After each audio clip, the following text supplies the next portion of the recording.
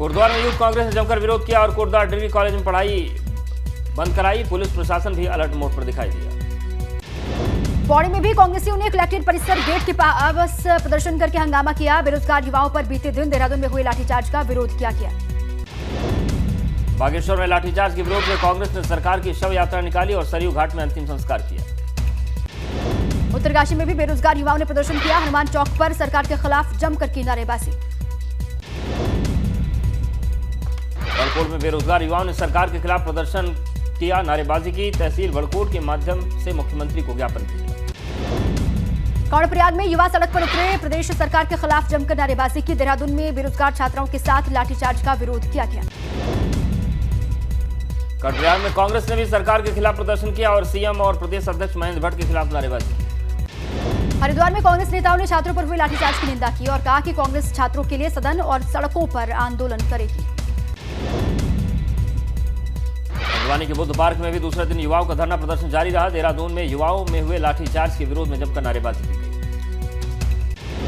नेता प्रतिपक्ष यशपाल आर्य ने कहा धामी सरकार को लेकर कि यशपाल आर्य कह रहे हैं युवा अपनी जायज मांग को लेकर प्रदर्शन कर रहे थे, उन पर लाठीचार्ज किया गया जो कि निंदनीय है।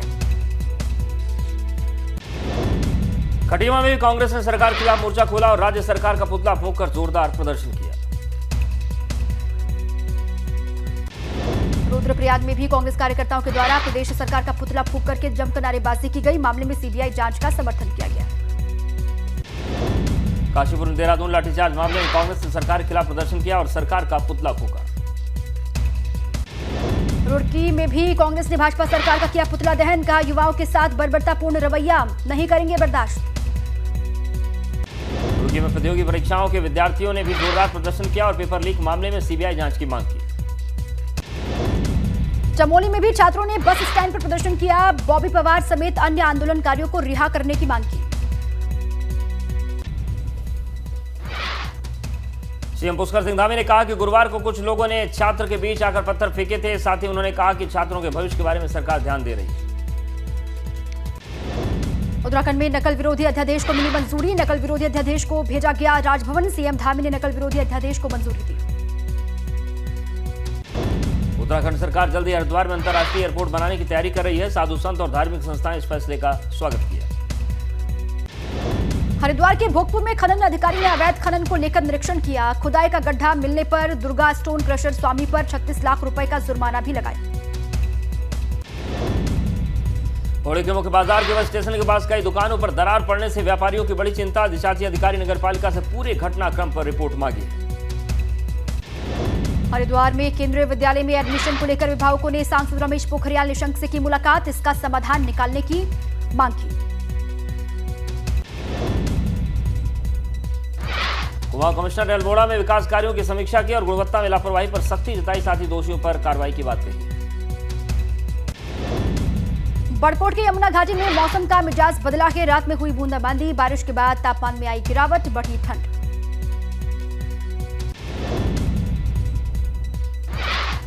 जोशीमठ बदला मौसम का मिजाज, अलग अलग जगहों पर हुई बर्फबारी। बर्फबारी के बाद बड़ी ठंड, पहाड़ों पर बिछी सफेद चादर। ठंड के बीच घरों में दुबके लोग। जोशीमठ में बद्री धाम में कल रात भारी बर्फबारी से बद्रीनाथ धाम में 2 फीट तक जमी बर्फ। रोजाना लाखों की संख्या में राम भक्त भगवान रामलला का दर्शन पूजन करने अयोध्या आ रहे हैं और दर्शन पूजन कर रहे हैं। मंदिर के निर्माण कार्य को भी देख रहे हैं। मुरादाबाद में कम हुआ बस अड्डे पर बंदरों का आतंक। यूपी रोडवेज के अधिकारियों ने रोडवेज पर लंगूरी बंदरों के कटआउट लगाए हैं। साथ ही बस अड्डे पर लगवाई गई अलार्म मशीन। अधिकारियों की पहल से बंदरों से मिला छुटकारा। श्रावस्ती जिले में 3 दिवसीय जनपद स्तरीय इन्वेस्टर समिट का शुभारंभ। जिले में 95 निवेशक करीब 2300 करोड़ का निवेश करेंगे। G20 समिट को लेकर आगरा सीएमओ आवास से टीमें रवाना हो गई हैं। कई एक्सपर्ट डॉक्टर्स और कर्मचारियों की ड्यूटी लगाई गई है। 3 प्राइवेट हॉस्पिटल हायर किए गए हैं। गौतम बुद्ध नगर में डिस्ट्रिक्ट लेवल निवेश कुंभ का आयोजन। जिले के सभी अधिकारी रहे मौजूद। एमएलए तेजपाल नागर और धीरेन्द्र सिंह कार्यक्रम में शामिल हुए।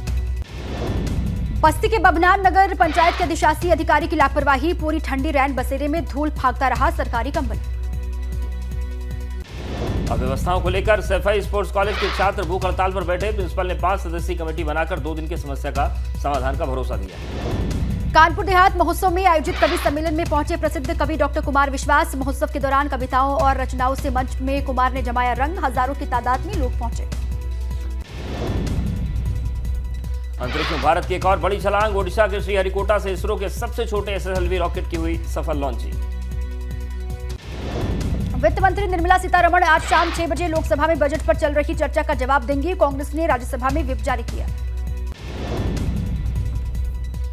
बिहार में बढ़ते अपराध पर सांसद चिराग पासवान का नीतीश सरकार पर हमला। कहा, नीतीश सरकार अपराध को दे रही बढ़ावा। बिहार की कानून व्यवस्था पर सुशील मोदी ने साधा निशाना। कहा, अपराधी बेखौफ इस वजह से हैं क्योंकि वो आरजेडी से जुड़े हुए हैं।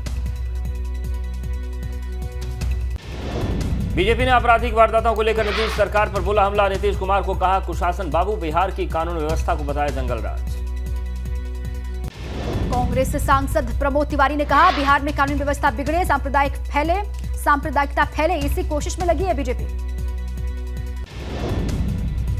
बीजेपी नेता संगीत सोम ने कहा, बढ़ती जनसंख्या की वजह से जमीनी पाकिस्तान बनने जा रहा है पश्चिमी Uttar Pradesh. Video social media पर वायरल।